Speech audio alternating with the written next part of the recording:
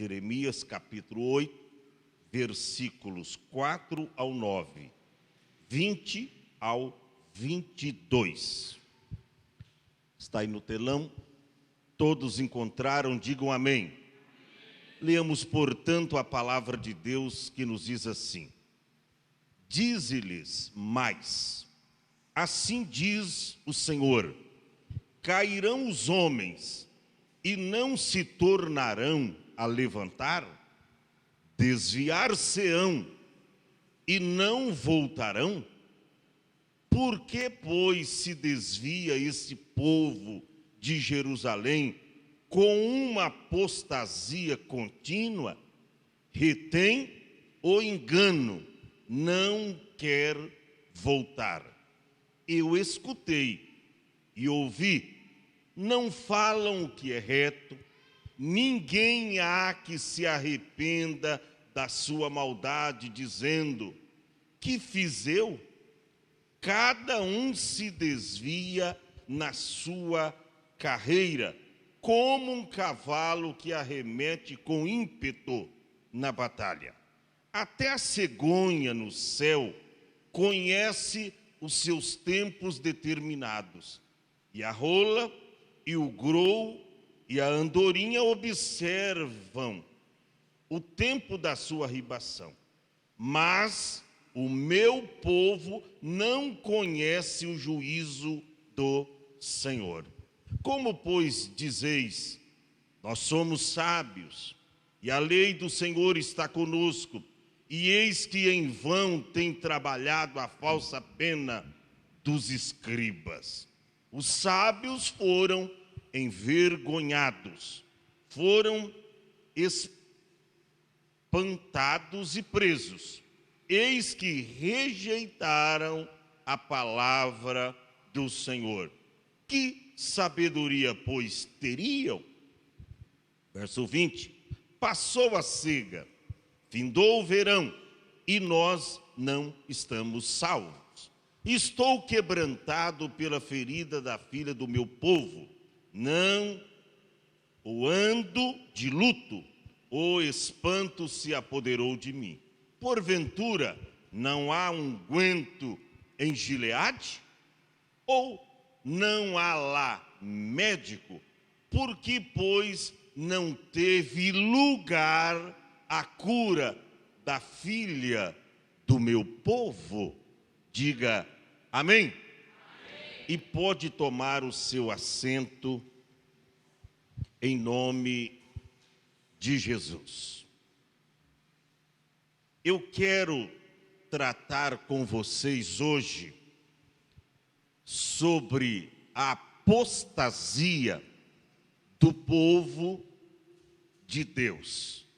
Eu poderia ter um tema muito vasto e usar um pouco mais ainda a Bíblia para falar da apostasia desses últimos tempos, que infelizmente adentrou nas igrejas, e quando eu digo igrejas, teve lugar no coração do povo de Deus e está generalizando de uma tal forma que nós que deveríamos professar o nome de Cristo, professar a nossa autêntica fé em Deus e jamais recuar, retroceder ou voltar atrás, infelizmente nós estamos até envergonhando o nome do Senhor.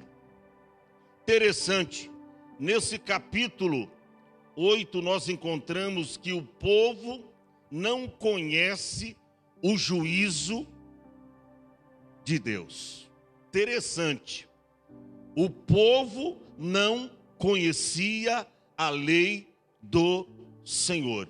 E além disso, os seus dirigentes, eles distorciam a palavra de Deus para o povo acreditar que estava tudo bem. E que, mesmo vivendo em pecado, eles não precisavam de arrependimento, que estava tudo bem com eles. Mas, na verdade, o povo estava numa apostasia contínua.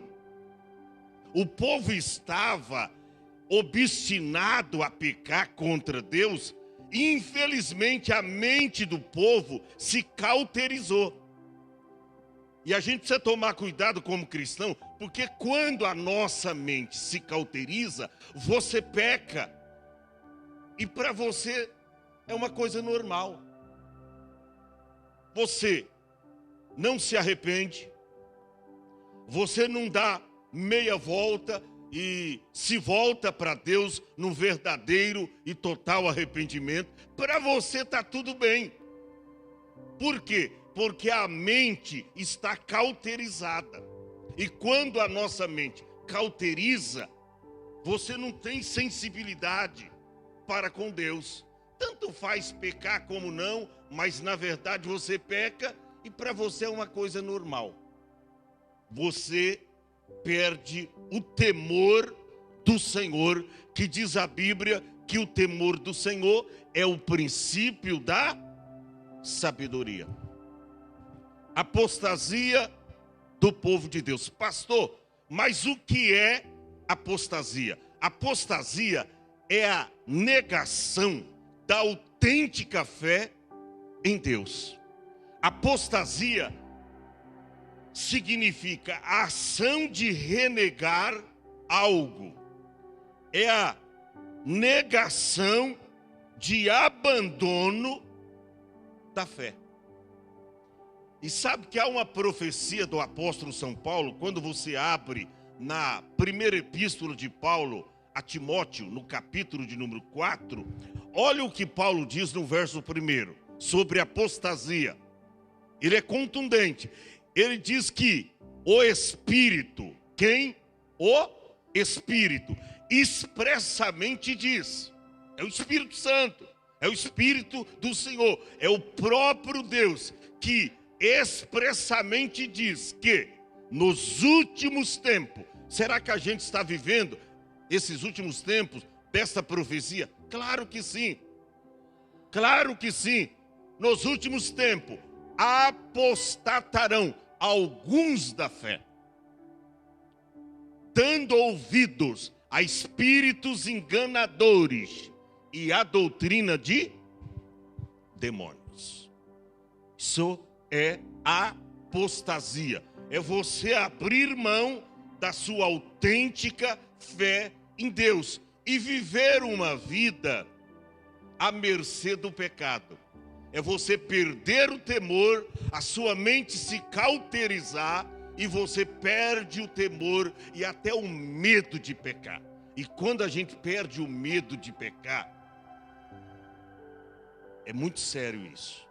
Gente, quando eu li Isaías no capítulo 1, e daqui a pouco eu vou para lá com vocês, eu fiquei apavorado, porque são realidades que acontecem nos dias atuais. São verdades bíblicas que elas estão diante dos nossos olhos e a gente não está enxergando. A gente não está enxergando. E como pano de fundo, eu pontuei aqui no capítulo 8 de Jeremias, a partir do verso de número 4, quando Deus usa o profeta Jeremias para falar com o povo cujo coração estava pétreo, endurecido. O povo se encheu, primeiro, de orgulho, eles não se inclinavam, eles não se humilhavam perante o Senhor. O povo aqui, eles estavam sendo perseguidos e por isso eles estavam de malas prontas para o paganismo. Ou seja, eles dizem, parece que esse negócio de ser cristão, parece que esse negócio de servir a Deus não está dando muito certo não. E eles estavam de malas prontas para o paganismo. Isso aí é uma coisa séria. Quando você, por algumas circunstâncias da vida, a coisa não flui, parece que não está andando, parece que não está às claras, aí você diz, não, eu acho que é melhor a gente voltar. Vamos voltar para o Egito. vamos voltar para a crença antiga, vamos voltar para o paganismo, vamos voltar para a idolatria. Parece que lá, está diferente, está acontecendo tudo diferente. E você abre mão das suas convicções, você abre mão, olha para cá, desta palavra, você abre mão da sua fé, você abre mão de Jesus. E a gente precisa entender, irmão, que a realidade que nós estamos vivendo hoje não é diferente. Você já se acostumou com o cristianismo. A sua vida já está acostumada com o cristianismo. Por isso que o seu cristianismo não é mais o mesmo. Mas também você sabe que a sua intimidade com Deus já não é mais a mesma. E você sabe também que o seu amor para com Deus, ou seu amor a Deus, também já não é mais o mesmo.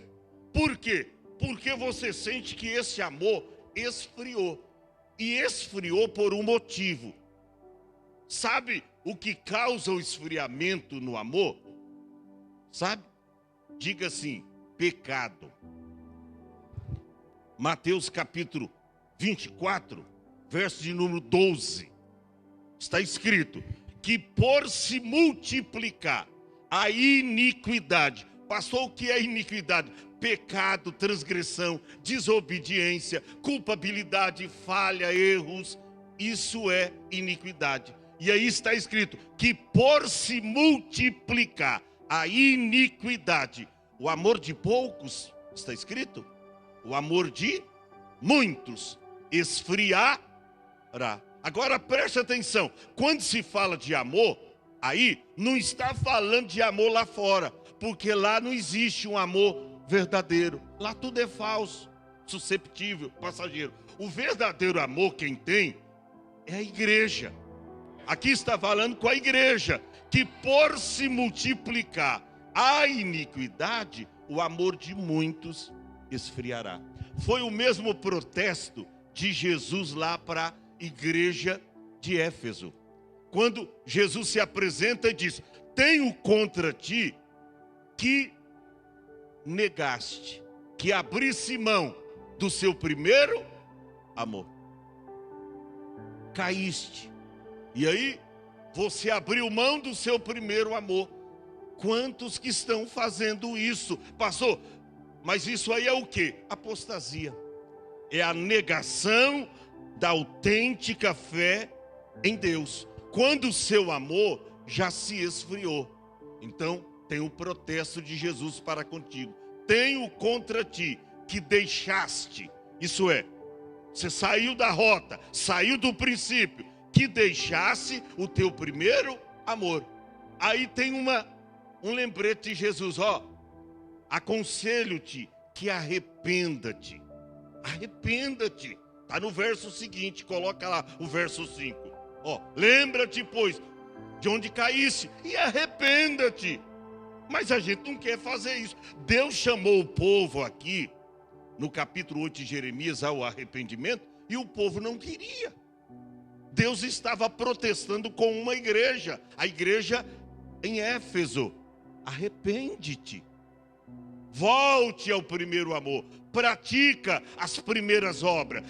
Quando não, isso é, se você não se arrepender, brevemente, não vai demorar, não dormita a minha condenação, brevemente virei sobre ti e tirarei do seu lugar o seu catiçal, se não te arrependeres. Gente, isso aqui é tremendo. É Deus nos chamando ao arrependimento. E aqui no verso 4 de Jeremias 8, Deus começa a usar a boca do profeta, dizendo: dize-lhes mais, fala mais. Começa no capítulo, no capítulo 1 de Jeremias, esse protesto.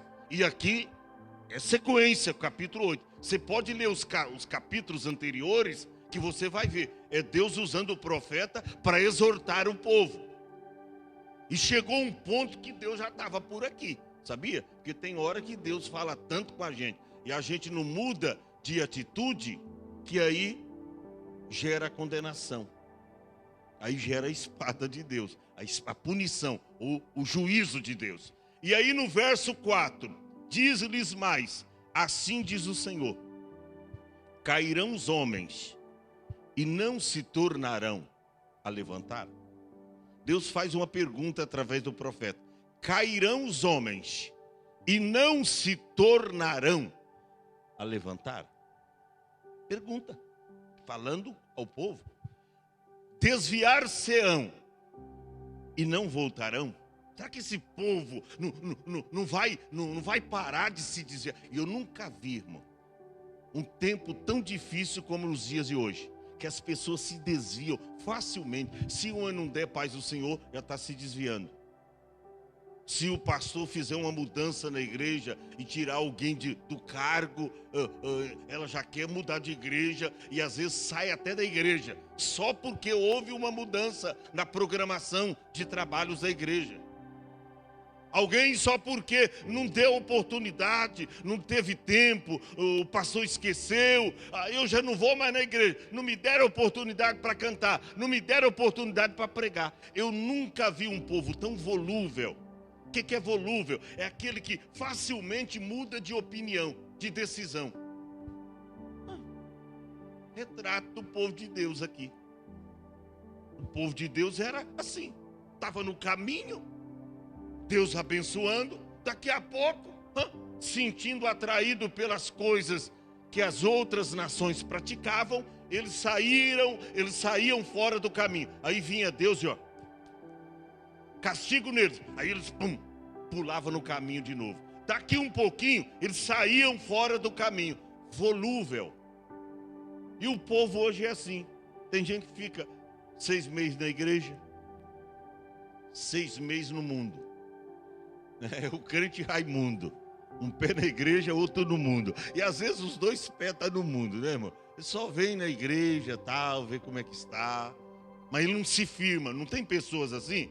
Você não conhece pessoas assim, que não se firma, mesmo o pastor ajudando, mesmo a família ajudando, mesmo os pais ajudando os filhos. Tem filhos assim, irmão. E você que os tem, ore muito, pague o preço por eles. Tenta despertá-los em vossos ânimos. Por quê? Porque, infelizmente, eles estão praticando a apostasia.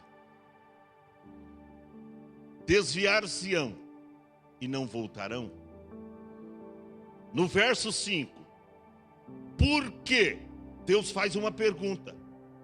Ele fez uma pergunta no verso 4, através do profeta, não teve resposta. No verso 5, por que, pois, se desvia esse povo de Jerusalém com uma apostasia contínua? Não é de vez em quando, porque se o crente tropeça de vez em quando, a Bíblia diz assim, que está lá em Provérbios, 7 vezes tropeçará o justo, mas ele se levantará. Mas aqui não está se falando isso, está falando de uma apostasia. É a pessoa, mesmo conscientemente, ela abre mão do seu Deus e da sua fé, e ela persiste no caminho do erro, do pecado, e acha que está tudo bem. Aí Deus diz, por que, pois, se desvia esse povo de Jerusalém com uma apostasia contínua? E Deus vai mais longe. Eles retêm o engano. Eles não querem voltar. Você já não falou com um desviado? Que se desviou? Esses dias eu falando com um rapaz. Eu não me preocupo com a vinda de Cristo, não. Eu falei, o que, rapaz? Você vivendo no pecado, sem nenhum temor de Deus no coração. E ainda não ligo, não. Se Deus não me levar para o céu, eu vou para outro lugar.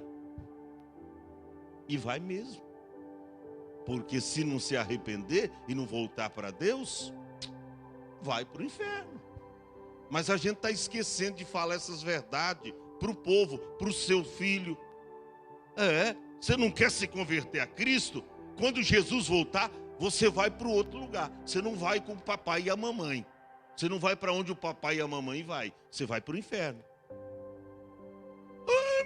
Mas por quê? Mãe, não fala assim dura, não. Não, meu filho, eu não estou... Você quer que eu leia a Bíblia para você? Eu não estou falando dura, não. Eu te amo, eu quero o teu bem, mas a Bíblia diz que quem crê e for batizado e perseverar até o fim será salvo. Agora, quem não crê e continuar no pecado, vá para o inferno. Vai para o inferno, será condenado. Lê a Bíblia para eles, fala a verdade. Deus aqui diz, retém o engano. Eles não querem voltar. Eles não querem voltar. E eu acho interessante aqui que no verso de número 6, está escrito, eu escutei. Diga para o teu irmão, Deus escuta, viu? Ele escuta o que você está falando, se projetando para pecar, para fazer coisa errada, para desobedecer a sua palavra. Olha para cá, Deus escuta.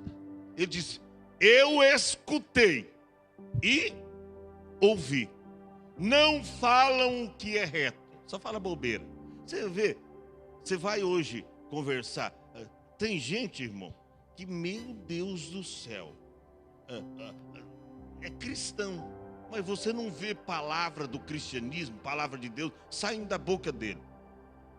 Uns é futebol, só futebol. Outros é só política. Outros é só falando de palavra condenatória para outrem. E assim, ele não fala nada de Cristo, de amor, de vida eterna, de coisas de Deus. Irmão, você é uma nova criatura. Você tem o céu como a morada que Cristo preparou. Você já precisa, como cristão, aprender o linguajar do céu. O linguajar do céu e não da terra. Mas tem crente, irmão, que é só coisa material, é só coisa deste mundo. Pare com isso. Deus está ouvindo. Diga para o teu irmão, Deus está ouvindo. O jovem só fala de namorada. Fala de namorada. Aí o pai fala, faculdade, estudar. Não quer, porque só fica com a mão no celular, não grudou o celular ali. Vamos começar a disciplinar.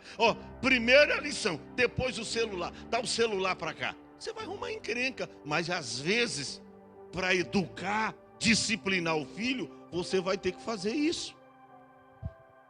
Meu irmão, o negócio era assim. Então, o que está acontecendo hoje? A gente vai dando permissão aos filhos.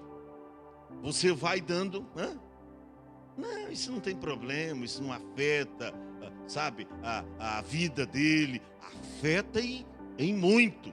Daqui a pouco você não consegue mais discipliná-lo. Daqui a pouco você perde o controle. Daqui a pouco não é você que manda nele, é ele que manda em você. Ele falou, está falado, e você tem que obedecer. Agora, Deus está escutando, Deus está ouvindo. Eu escutei e ouvi. Não falam o que é reto. Ninguém há que se arrependa da sua maldade. E às vezes diz, o que fiz eu? Mãe, o que eu fiz? O que eu fiz? Pastor, o que eu estou fazendo de errado, pastor? O que eu estou fazendo de errado? Deixou de fazer o certo. As pessoas conhecedoras da palavra de Deus hoje, irmão, infelizmente estão agindo assim. Esta semana mesmo nós fomos surpreendidos por uma entrevista que deu aquele cantor famoso, Lucas, ou Kleber Lucas, né, que já se declarou esquerdista, ele e o Leonardo Gonçalves. E ele deu uma entrevista aí que deixou todo mundo perplexo. Mas não era de se esperar de um cristão com um perfil de conhecimento e até pastor como o Kleber Lucas, sai um negócio daquele. Mas por quê? Porque são pessoas que, em troca da fama, do status, do apogeu de glória, já abriu mão do nome de Cristo. Mas vamos para o que ele diz. Ele diz acerca daquele louvor, daquele hino da harpa cristã, o hino de número 39. Quando diz a Bíblia, estrofe, o coro. Quando diz a Bíblia, isso aí está apoiado na Bíblia, esse louvor, esse cântico. Alvo mais que a neve, alvo mais que a neve. Sim, neste sangue lavado, mais alvo que a neve serei. E ele diz, não, esse hino é racista. Está vendo? Alvo mais que a neve. Fala de sangue, que é vermelho. E está discriminando alguém. E ele vai para a televisão com um pensamento ordinário e uma fala ordinária, condenatória. Irmão, você querer remover os marcos antigos que firmaram os seus pais, meu Deus do céu. E aí ele afirmando isso, que esse louvor, que esse cântico, alvo mais que a neve, que a gente normalmente as igrejas cantam, até nos hinários das igrejas batista, metodista, tem esse louvor, é um outro número do hinário deles, mas da harpa cristã, o hino 39, esse hino jamais, irmão, é racista. Esse hino está baseado no quê? Isaías, capítulo 1, verso 18. Abre lá, Isaías, capítulo 1, versículo de número 18. Vamos ver. Pelo amor de Deus, mas por que as pessoas estão agindo desta forma? Porque, infelizmente, elas estão na prática da apostasia. Vinde ainda, ou vinde então, e argui-me, diz quem? O Senhor, ainda que os vossos pecados sejam como a escarlata, eles se tornarão brancos como a neve. Quando se canta lá algo mais que a neve, está falando da purificação que nós temos através do sangue de Jesus. Só para dar uma paradinha, depois você volta aqui, ó, Isaías 1:18. 1 João, capítulo de número 1, versículo. Mostra o 7, depois mostra o verso 9. 1 João, capítulo 1, verso de número 7. Verso de 7 diz assim: mas se andarmos na luz, como Ele na luz está, nós temos comunhão uns com os outros. E o sangue, olha aí, e o sangue de Jesus Cristo nos purifica de alguns pecados, de todos os pecados. Gente, é a purificação através do sangue de Jesus que foi vertido na cruz do Gólgota. Esse sangue, ele nos lava, ele nos purifica, ele nos santifica, ele nos abençoa. É o sangue de Cristo. Aí no verso de número 9, está escrito assim: se confessarmos os nossos pecados, Ele é fiel e justo para perdoar os pecados e nos purifica. Mas qual é o processo?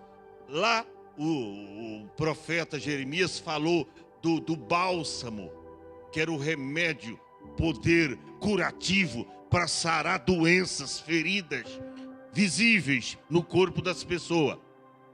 Tanto é a cura lá de Ezequias, usaram até umas pasmas lá umas folhas. Alguém pensa que foi curado apenas com a oração que fez Isaías para Ezequias. Não, ele fez um processo curativo lá. Isso trouxe cura para o rei Ezequias.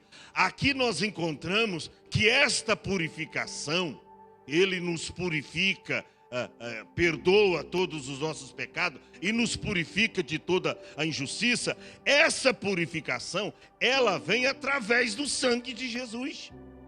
Por isso, voltando para Isaías, capítulo 1, versículo 18, vejo que a sequência do versículo diz que ainda que os nossos pecados, preste atenção, a segunda parte, sejam como a escarlata, ou vermelho como a escarlata, eles se tornarão brancos como a neve, ainda que sejam vermelhos como o carmesim, que quer dizer sangue, se tornarão como a branca lã. Então o hino 39 da harpa cristã, alvo mais que a neve, ele está baseado nesse texto. E também vários, não só na primeira epístola de João, mas várias epístolas paulinas que Paulo escreveu sobre o poder do sangue de Jesus para nos perdoar, para nos purificar de todo o pecado. Parece que esses cantores gospel, no final da carreira, parece que eles vão perdendo a fama. Vai vendendo menos disco. E agora mudou tudo. Ninguém compra disco, né? Não. Se a música for boa, tem um aplicativo. Você vai lá, paga alguns R$2, R$3 lá e baixa para o seu celular. Hoje é através de shows. Eles não atuaram os seus repertórios. Então, pararam no tempo. E aí, como é conhecido na mídia, eles correm para lá. Teve ultimamente agora uma cantora, inclusive a gente trouxe ela aqui. Chapou quando ela veio aqui. Jamile, que canta lá o hino impossível. Veio aqui. Chapou isso aqui, o povo chorava. Ela se declarou agora que vai cantar música mundana. Eles usam lá, né? Música secular. Olha que bonito, né? Música secular. Ou seja, eu não canto mais nas igrejas. Tem aí a Priscila Brandão, né? Alcântara. Priscila Alcântara, que já está nesse... saiu do meio gospel, entendeu? E aí tá aí. Irmão, é uma vergonha para o evangelho, essas pessoas. Uma vergonha. E agora um cantor que foi extremamente abençoado, Kleber Lucas, foi, irmão, Leonardo, aquele filme lá, Eu Acredito, ele canta aquele louvor impactante, estava uma bênção. A pessoa fazer uma declaração, além de ser esquerdista, tá tudo bem, você vota em quem que você quiser, mas não vai querer ajudar a esquerda com uma declaração antibíblica. Isso vai levar essas pessoas para uma repentina condenação.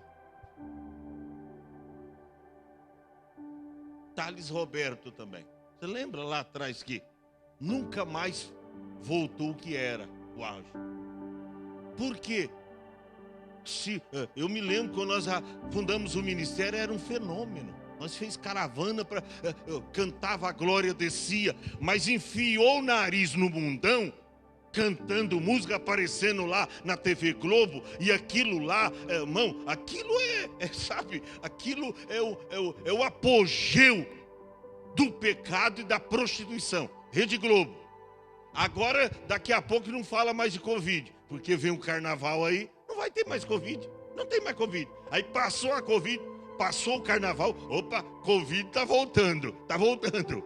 Bom, pelo amor de Deus, é os dias em que nós estamos vivendo. Agora, pastor, mas o que tem a ver isso com a igreja? Tem e muito. Por quê? Porque nós aderimos a estas falas. Poxa, ele é um cantor famoso, Kleber Lucas, famoso. Canta aquele louvor, Deus cuida de mim, Deus cuida de mim. É muito.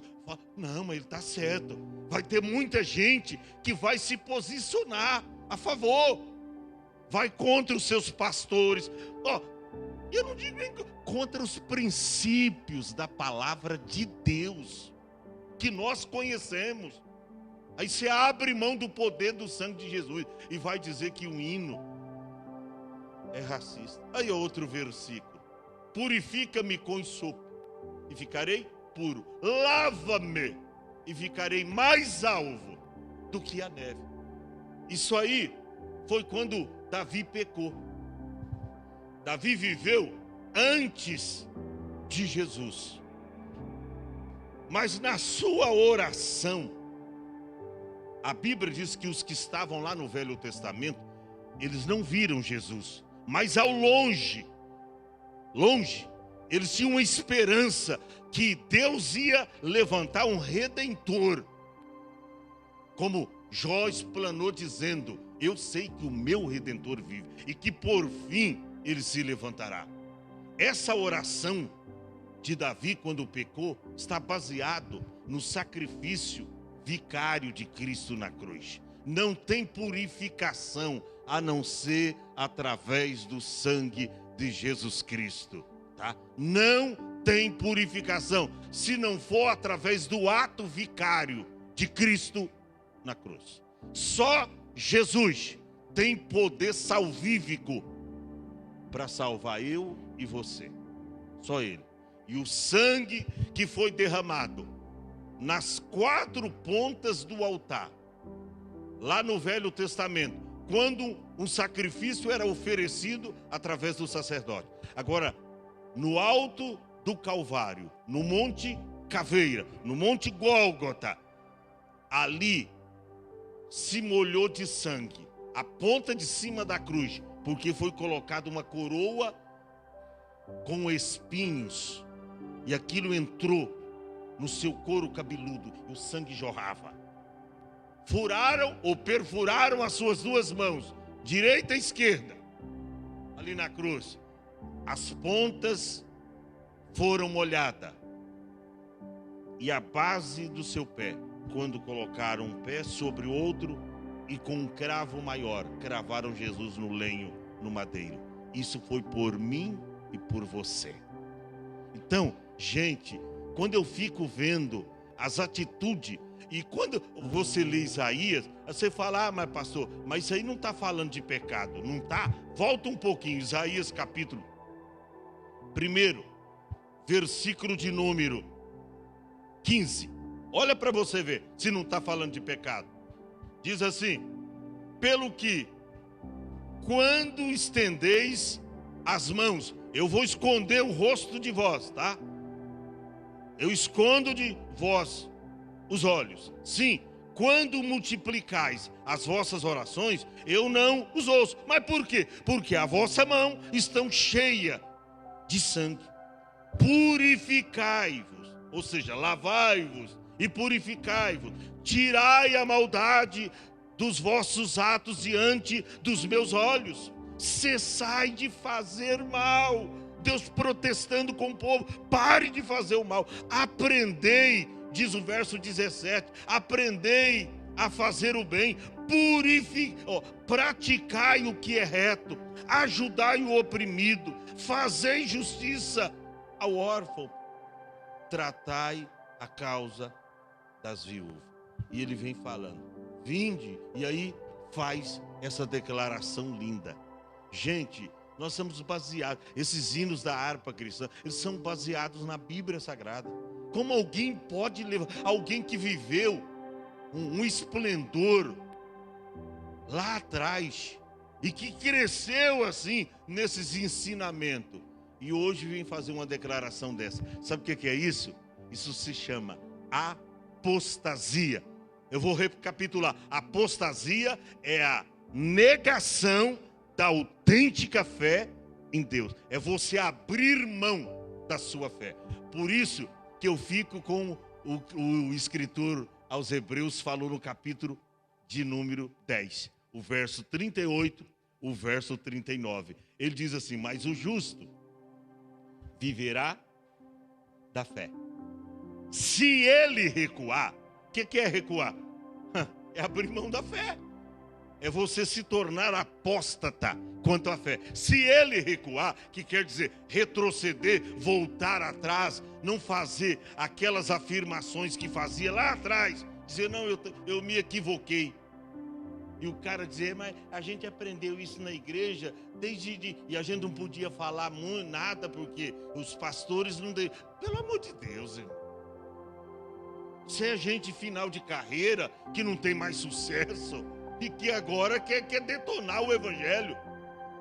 Essas pessoas terão uma grande condenação no dia do juízo final.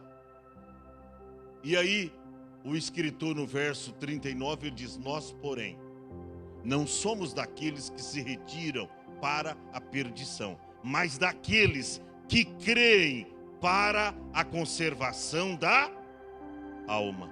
Volta para Isaías ou Jeremias 8 e vamos terminar a mensagem.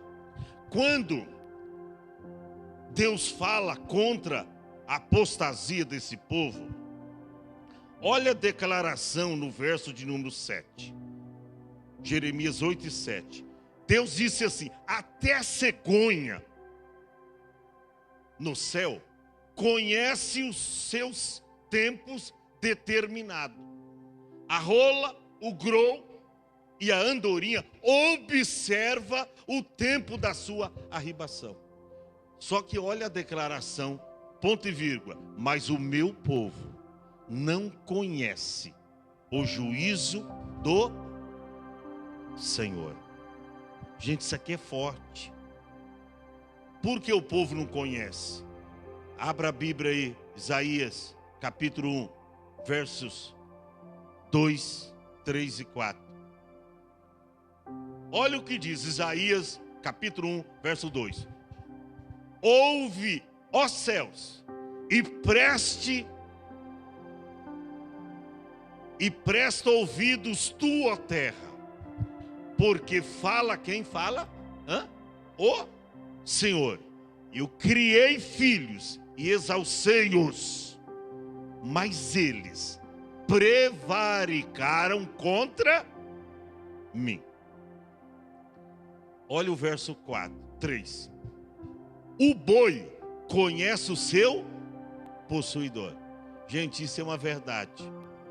Eu nunca vi um boi que conhece o seu possuidor. Eu já fui tipo vaqueiro, porque eu já trabalhei em fazenda com meu pai. E a gente tinha umas vaquinhas magras. Mas cuidava das vacas gordas do fazendeiro. As nossas eram magrinhas, mas cuidava das vacas gordas. E elas não investiam contra a gente, porque conhecia a gente. A gente entrava, meu pai estava tirando o leite das vacas, eu entrava lá no curral com um copo, já um pouco de café, para ele no completar de leite, e eu tomava. As vacas, não, a gente estava familiarizado. Mas entra um estranho lá para você ver. Aí, você que conhece a Deus, que professa ter Deus, que serve a Deus, Deus se torna estranho para você. Olha o que o profeta diz: o boi conhece o seu possuidor. Sim ou não? Conhece. Até um pássaro conhece o seu dono. Chega lá assim, ó, um papagaio lá, você brinca com ele, né?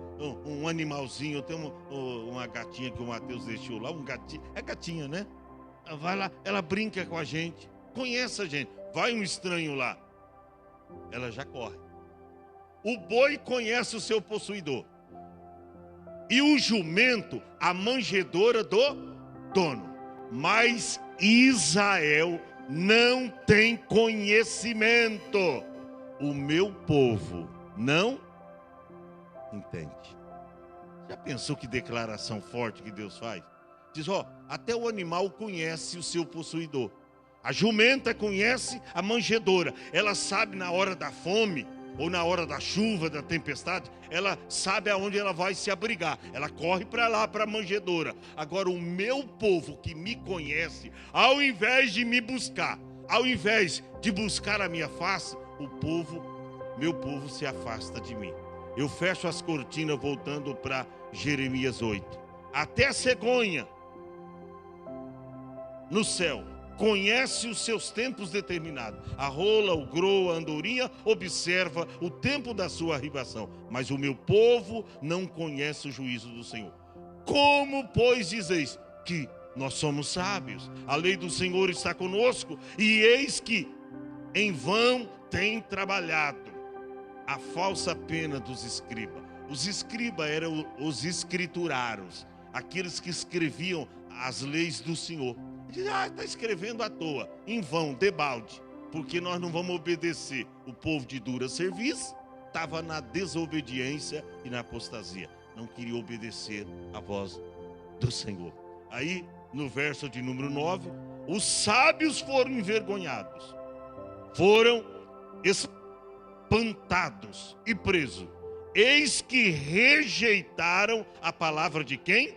Do Senhor. Que sabedoria, pois, teriam? E sabe que o profeta fecha as cortinas desse capítulo 8, no versículo de número 20, ele diz, passou a cega.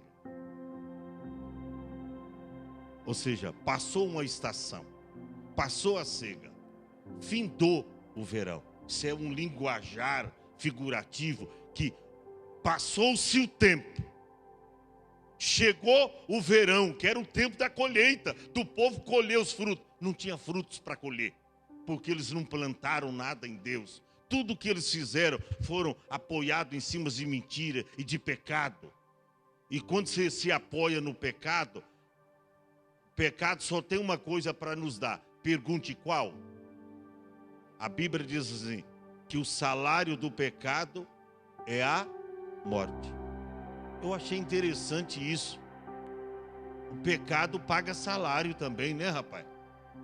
E um salário, hein, rapaz? Salário, o pecado paga salário. O salário do pecado é o quê? A morte. Mas a outra parte do versículo que eu gosto. Mas o dom gratuito de Deus, aleluia, é a vida eterna por Cristo Jesus, nosso Senhor. Gente, não vive pecando. Jovem, é um conselho de Deus para você. Não se influencie. Cuidado com as declarações da mídia televisiva ou jornalística ou de ideias de homens oco no conhecimento da palavra. Cuidado, igreja. Jesus está vindo aí nos buscar. Jesus está voltando. Passou a cega, disse o verso 20. Findou o verão e nós não estamos salvos. Aí Deus diz, estou quebrantado pela ferida da filha do meu povo. Eu ando de luto. O espanto se apoderou de mim. E aí, ao fechar as cortinas, no verso 22, Deus usa o profeta fazendo uma declaração. E aí é a causa da doença. Porque enquanto a gente não conhecer a causa da doença, a gente não receberá o tratamento. E para saber a causa da doença, o que você faz quando está doente? Você vai ao médico. Tem gente que começa a se tratar de, mano, vai ao médico. E os varão para ir no médico, se as esposas não marcar para eles, e tem hora que tem que levar amarrado. Porque o bicho está morrendo e não quer ir. Mulher facinho ir para o médico. Mas o varão, meu irmão, eu não vou lá não, eu estou bem. Está quase morrendo. Está que não quer ir para o médico. Mas para saber a causa da doença, precisa ir para o médico. E aí, Deus fala da causa. Porventura, não há unguento em Gileade. Unguento, isso aí era naquela época, era um remédio curativo. Curava muitos tipos de enfermidade. E aí, Deus tipificando, diz, a cura está à disposição deles. Não há remédio, não há unguento em Gileade. Não tem lá médico, ou pessoas que tratam eles. Deus falando, a Bíblia está aí, os sacerdotes estão aí, os escribas estão aí, os ensinadores estão aí. Mas o povo ouvia e não obedecia. Não há médico lá. Por que, pois, não teve cura? Aí há algo definitivo. O povo pereceu. O povo não teve vitória. não teve cura da filha do meu povo. Fique em pé. Eu quero te dizer que esses versículos é para nós uma oportunidade para a gente tomar uma decisão. Pastor, qual é a decisão? De que precisamos fazer fundamentos mais sólidos, mais firmes para os nossos pés e para as nossas famílias. Nós não podemos continuar vivendo assim, praticando ou na prática da apostasia contínua, quando a pessoa endurece a cerviz, acha que está tudo bem, que não precisa mais congregar. Algum tempo atrás eu preguei aqui sobre os desigrejados. Não sei se você se lembra. Pessoa, um grupo e olha que cresceu. Eu estava pesquisando, assim, eles cresceram. Eles dizendo que não precisa de igreja para congregar. Eles não precisam de pastores. Não precisam de pastores. Eles disseram, não precisa tomar a Santa Ceia. Grupo dos desigrejados cresceram e sabe que tem pastores aí já apoiando eles, dizendo que eles estão certos. Gente, e aonde fica isso aqui?